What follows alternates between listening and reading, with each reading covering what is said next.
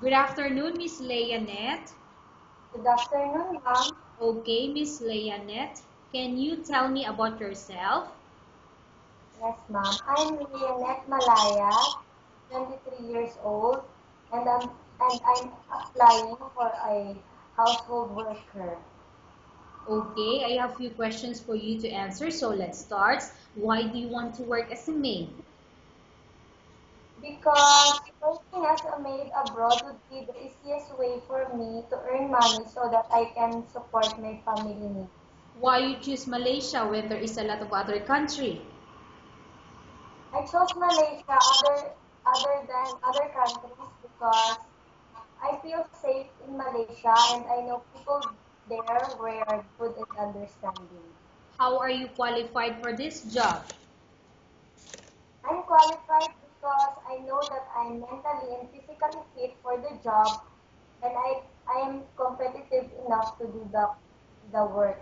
Okay, may I know what is your education level is? I'm a high school graduate now. What is your recent working experience? I'm a household, I'm a housewife mom. Okay, you were a housewife, that's why that was your last experience. Yes, ma'am. Okay, so do you have any other work experience before? Yes, ma'am. I worked as a crew from a burger chain. Okay, have you worked abroad before? No, ma'am. Do you have experience of taking care of babies? Yes, ma'am. And whose baby you are taking care of? My younger brother and sister and my child mom. Okay, what about elder or older people? Do you have the experience? Yes, ma'am. And whose elder or older people you are taking care of? It's my grandmother, ma'am. Okay, and how old is your grandmother when you take care of her? She is now 86 years old. 80? Pardon? 83 years old. 83 years old, okay. Do you have any other special skills?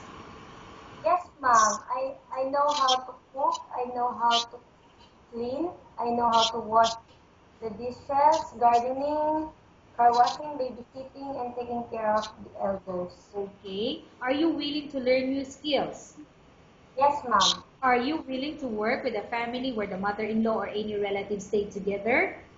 Yes, ma'am. Currently, are you still working now? No, ma'am. Do you know how to cook? Yes, ma'am. What sort of food can you cook? Filipino food, ma'am. Can you tell me what Filipino food and dishes that you can cook? I can cook adobo, pinakbet, chop suey, naksiw, like that. Okay. Are you aware that you will have to do washing, cleaning, ironing, and cooking? Yes, ma'am. From all the house chores or household works, which do you like most?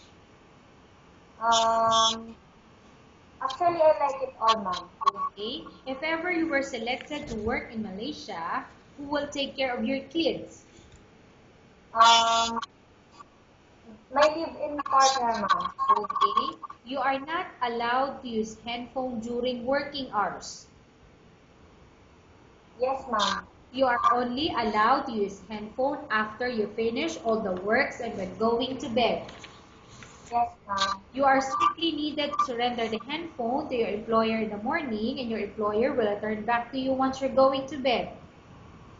Yes, ma'am. If ever your employer finds out that you're abusing your handphone and it's affected your work performance, your employer will confiscate your handphone and you're not allowed to hold it anymore.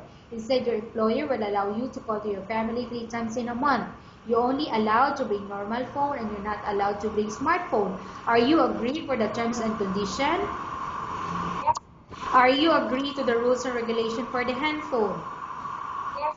How many years is the contract as you agreed and understand? 3 years contract, ma'am.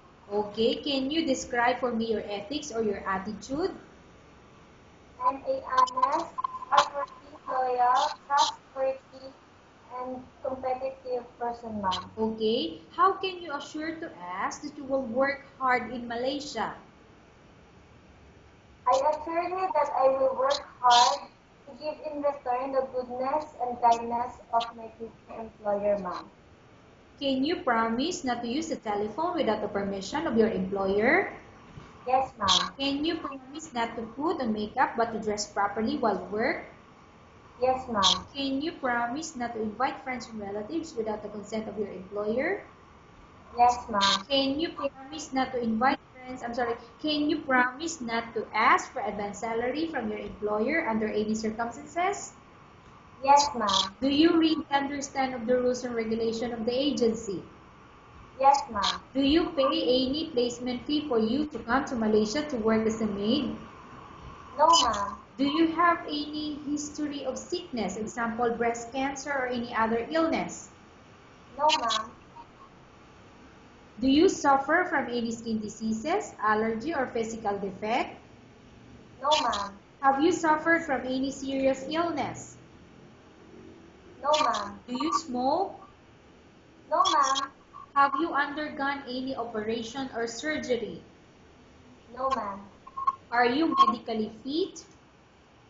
Yes, ma'am. Are you on any medication? No, ma'am. Are you allergic with any food? No, ma'am. Are you prepared to work for the employer of any race? Yes, ma'am. Are you prepared to eat the type of food taken by your employer? Yes, ma'am. Are you afraid of being left alone in the house? Yes. No, ma'am. Are you afraid of dogs or other pets? No, ma'am. Can you promise to work according to instruction from your employer? Yes, ma'am. Do you have any immediate family working in Malaysia? No, ma'am. Okay, Miss Leyanet, we have finished our question section. Let's go to case study. I have a case study for you and I want you to answer me truthfully. Upon arrival in Malaysia within 6 months, if ever any of your family members pass away, what will you do? Will you continue to work till finish your contract or you will go back? No, ma'am. I will finish my 2 years contract assigned and I will just only send money to my family. Okay, tell us about yourself and why do you want to work in Malaysia as domestic helper? I'm Leyanet Malayas and I'm 23 years old. I really want to work as a household worker in Malaysia to help my family and also to help the family needs. And I promise to my future employer that I will not give any problem to them and I will do my best while working. Okay, Miss Leyanet, what do you want to tell to your employer who watching your video? To my future employer, I promise to you that I will not give you any problem while I will be working on your house and I am willing to listen to all your comments and suggestions for me to adjust myself and accept all your comments. Okay, Miss Leyanet, we will update to your agency if there's any selection made by the employer. Okay, ma'am. Thank you, Thank you, ma'am. Miss Leia.